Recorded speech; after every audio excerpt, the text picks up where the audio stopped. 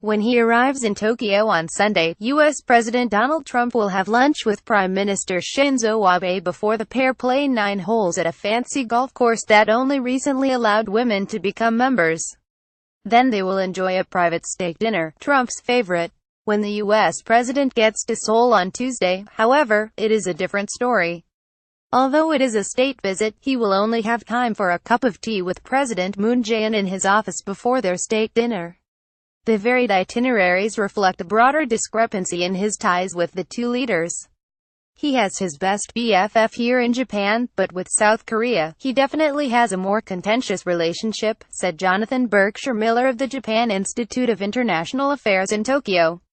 Trump is expected to spend 48 hours in Japan and 24 in South Korea during his trip to Asia.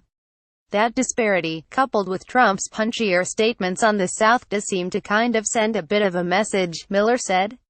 Trump repeatedly criticized Japan and South Korea on the campaign trail, wondering why the United States was paying to defend two rich countries and throwing trade deals with both into doubt.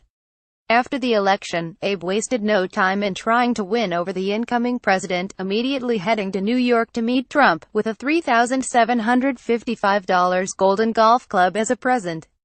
Abe assessed this alarming situation and took very deliberate steps to establish a relationship with Trump early on, making a clear case for the importance of Japan to U.S. interests and appealing to Trump on a personal basis, said Christy Govella, a fellow in the program on U.S.-Japan relations at Harvard University.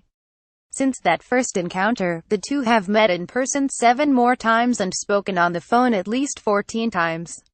At those meetings and after missile launches and September's nuclear test, Abe has made a point of wholeheartedly agreeing with Trump on taking a hard line against North Korea. It is only on the Trans-Pacific Partnership, the Pacific Rim trade deal from which Trump withdrew, that they have publicly diverged. At a meeting during the UN General Assembly in September, Trump praised Abe for doing a wonderful job, doing a great job for the people of Japan. Abe, in turn, called Trump Donald twice, a striking familiarity for etiquette-bound Japan. Abe's close relationship with Trump comes at a cost, said Jeff Kingston, director of Asia Studies at Temple University's campus in Japan. This bromance is based on total deference and subordination.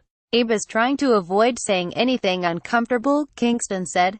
With Trump, you're only one tweet away from being excommunicated. But during the first 4 months of the Trump administration, South Korea was in a state of political limbo while President at the time Park Geun-hye was being impeached.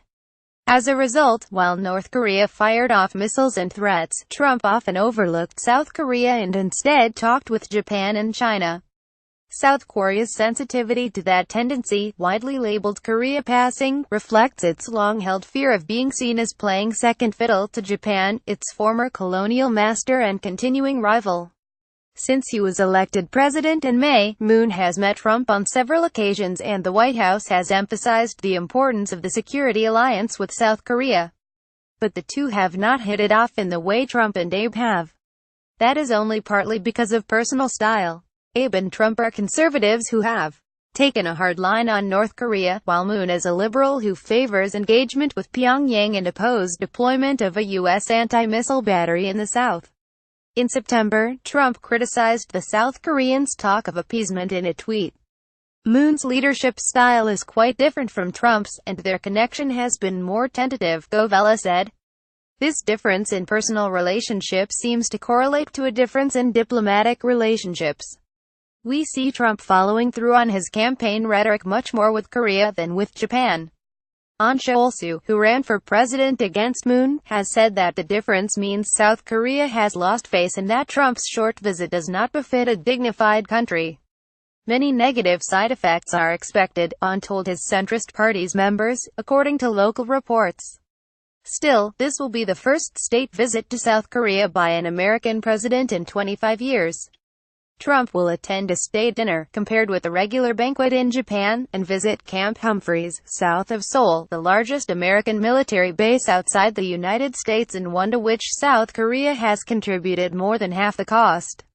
This is a state visit, and the South Korean government will show that South Korea is a great partner in the alliance, said Cho Byung-jae, a former advisor to Moon who now heads South Korea's diplomatic academy. Trump will also become the first U.S. president in a quarter-century to deliver a speech in the National Assembly. But some South Korean officials are worried about what he might say.